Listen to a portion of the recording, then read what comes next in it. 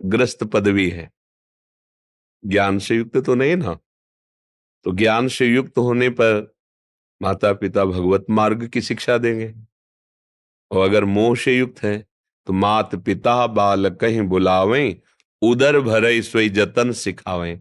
वो तो वही मार्ग सिखाएंगे जिससे आपका पेट भरे, आप इंद्रियों का भोग अच्छी तरह भोग सके। तो उसके लिए रुपया चाहिए, रुपया के लिए कार्य प्रणाली का ज्ञान होना चाहिए। किसानी है, व्यापार है, नौकरी है, तो उनका उपदेश उनकी जगह सीमित है। पर बालक का कर्तव्य जो माता पिता का अपमान अवहेलना कर देना, ये नहीं, वो अपने कहीं ना कहीं कर्तव्य में है, क्योंकि मोह ग्रसित पद है उनका।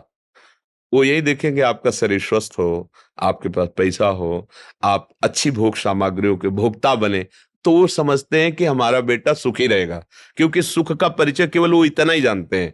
इसके आगे कोई सुख है उनको ज्ञान नहीं है। तो ज्ञान ना होने के कारण वो अपनी पदवी जो उनको प्राप्त है, माता पिता का कार्य है बालक का पोषण करना, सदगुरु का कार्य है उसे अज्ञान से निवृत्त करके परम पद में स्थित करना। इसलिए माता पिता के प्यार में और सदगुरु के प्यार में विरोधाभास दिखाई देगा।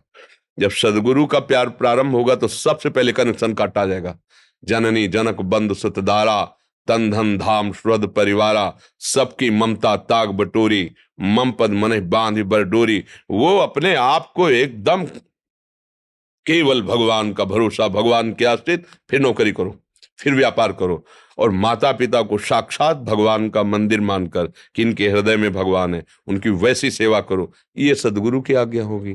अब माता पिता ने मोहजनित आज्ञा करी और उसने मोहजनित आज्ञा का पोषण किया, अब उसका मोह लग गया दूसरी जगह, ब्याह हुआ, पत्नी हुई, कहती ये तुम्हारे माता पिता हमारी जो सोसाइटी है उसके विरुद्ध नजर आते हैं, हमारे फ्रेंड क्या कहेंगे, कैसे हैं।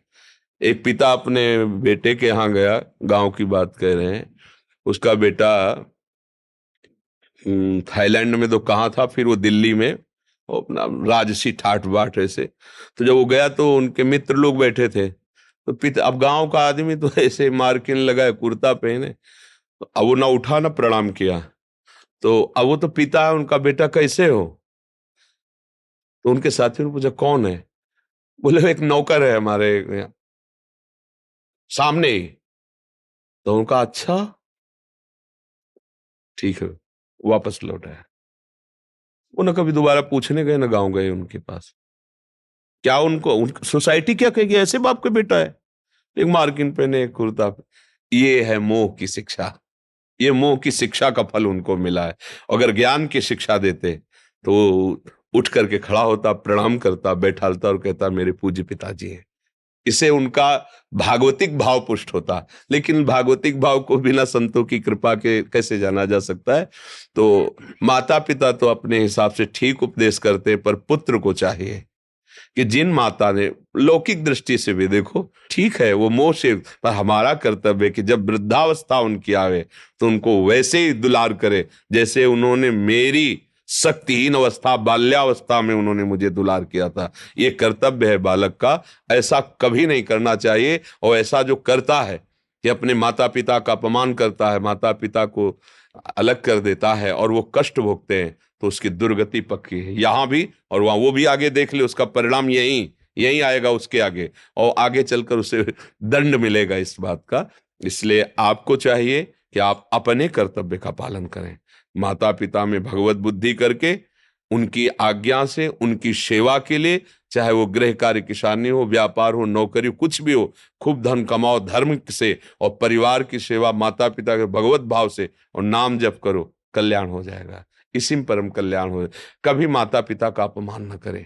ये जो आज की धूर्तता पढ़ाई से बढ़ रही ना, पढ़ लिख कर अपने को बहुत बुद्धिमान समझ रहे और वयोवृद्ध माता पिता को मूर्ख समझ रहे हैं, उनकी अवहेलना करते हैं, ये बहुत निंदनीय कार्य है। नहीं नहीं, हृदय बिछा देना चाहिए। माता जैसी सेवा की ना, जब उसको सोचो ना, अगर एक दिन पेट में गैस बढ़ जाए तो आपको कैसा लगता है, व्याकुलता पैदा हो जाएगी। 9 महीने उन्होंने मुझे पेट में लादा है, 9 महीने। इसके बाद पैदा होकर के उन्होंने अपने रक्त को दूध बनाकर मुझे पिलाया, पोषा, इतना बड़ा किया। तो हमारा कर्तव्य है, जैसे कहते कि आप लोग तो जो गति न रुपए से होती, न तपस्या से होती, न बड़ी बड़ी साधनाओं से होती है। वो गति मेरे माँ को मिलेगी, मेरे पिता को मिलेगी, क्योंकि हम निरंतर भगवान में उनके द्वारा सजाए हुए जीवन को समर्पित करके उसका फल उनको प्राप्त होगा। जो किसी भी तरह से नहीं प्राप्त हो सकता वो उनको प्राप्त होगा। कहते 21 पीढ़ियां तर जाती, फिर तो माता पिता ही हैं।